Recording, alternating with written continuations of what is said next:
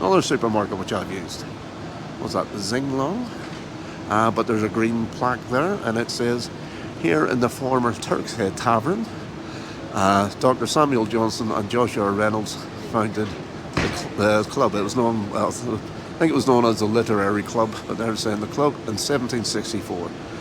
And here it stayed until 1783, because that's when the landlord of the Turks Head Tavern died. So this was, this was an original tavern from the 1700s, but now it's a supermarket. But basically, Samuel Johnson, who we mentioned on the Fleet Street Walk, again, a sort of giant in literary terms in his days in the 1700s, and Joshua Reynolds, the artist that we mentioned just around the corner, formed this club. So 1764, originally 9 members.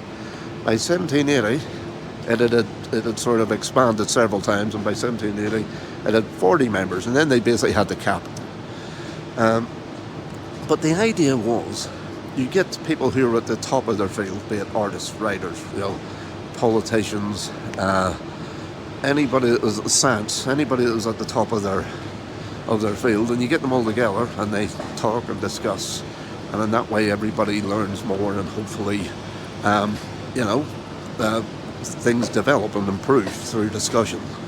And Johnson was obviously a big believer in this, because he was a member of a number of clubs and founded several of them himself, including literary clubs, literally.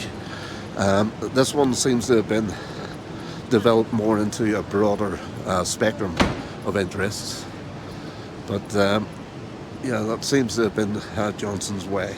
And apparently he was a bit of an argumentative bugger from what I've read, but he obviously did it with a purpose, which was to learn.